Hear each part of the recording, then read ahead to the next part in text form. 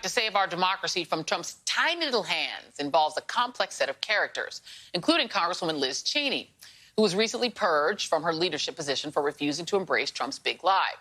Yet in a recent interview for Axios on HBO, the right-wing never-Trumper proved that she's no hero when it comes to actually protecting American voters from the leading outgrowth of the big lie.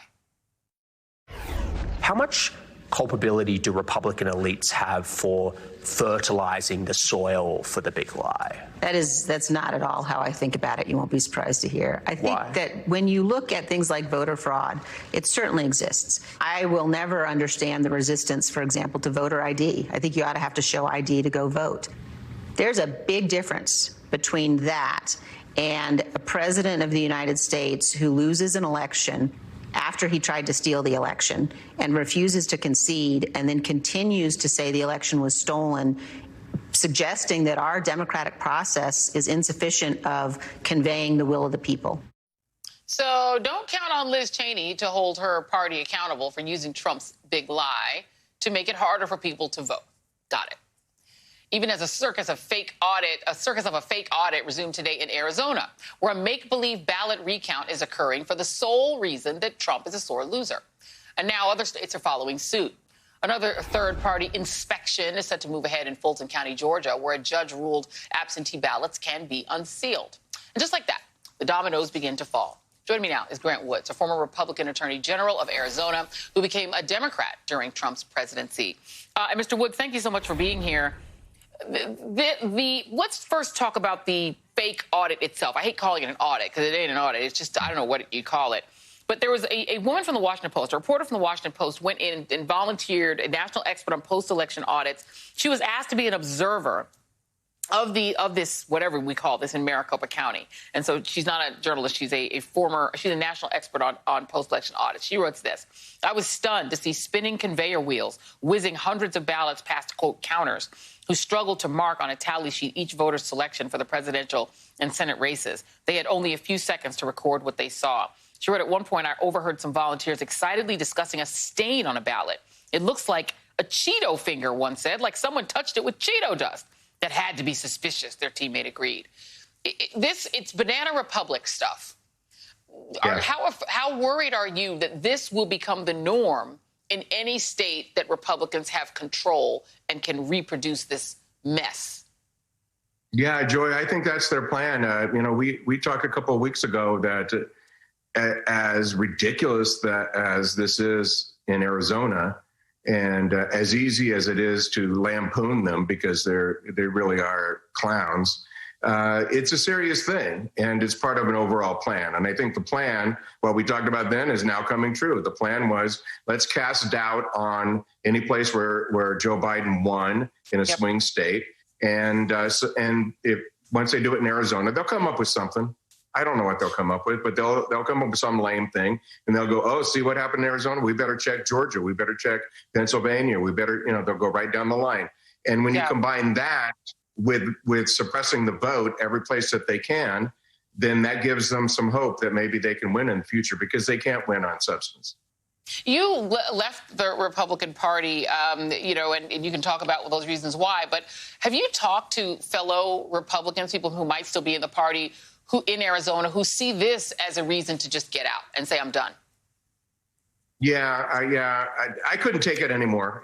I didn't really want to be associated with the enablers. And I didn't get out really because of Trump. I got out because I looked around and there wasn't anyone else, consistently against Trump, or very few. They were just rolling over for the guy. And so obviously it was about power and other things rather than true policy that they supposedly believed in all these years. I think right now you have a lot of people have left the party. Tons of people have left the Republican Party across the country and in Arizona.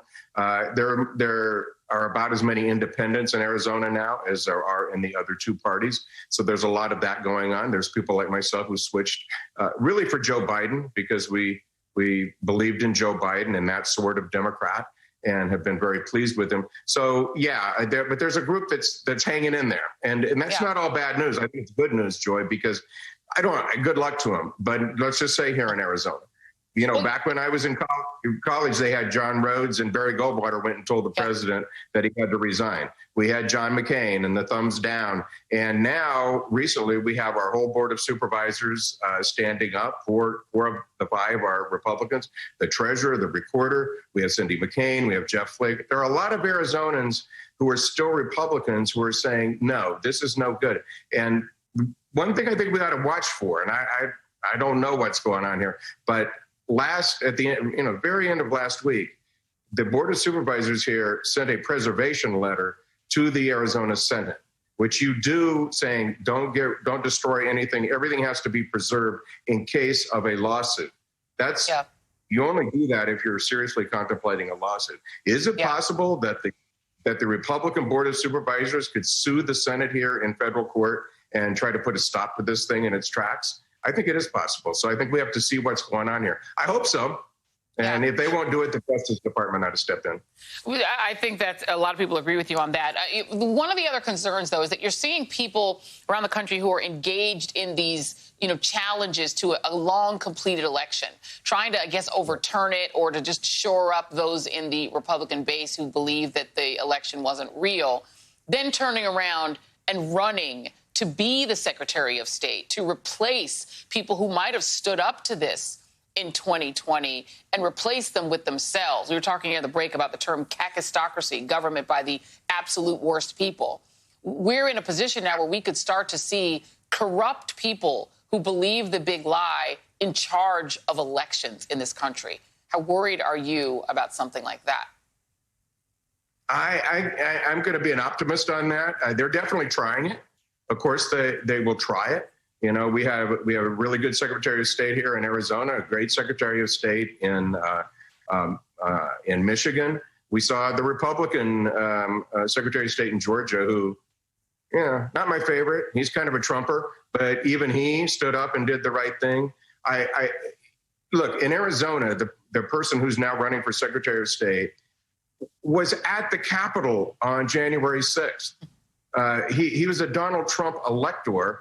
And to show you, it come full circle, how bogus this alleged audit is, he was in there counting ballots during the first week. A guy whose name was on the ballot, who was a insurrectionist, was there until the Arizona Republic, spotted him and he got kicked out ultimately. So this is how bad it is. But I'm going to have faith in the voters that they're going to say, no, we want free and fair elections. And I think so.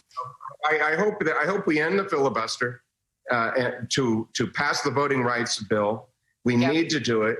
And whether we do it or not, though, we're just going to have to go kick these guys in the ass in every state, just like we did last time. We're going to have to do it again.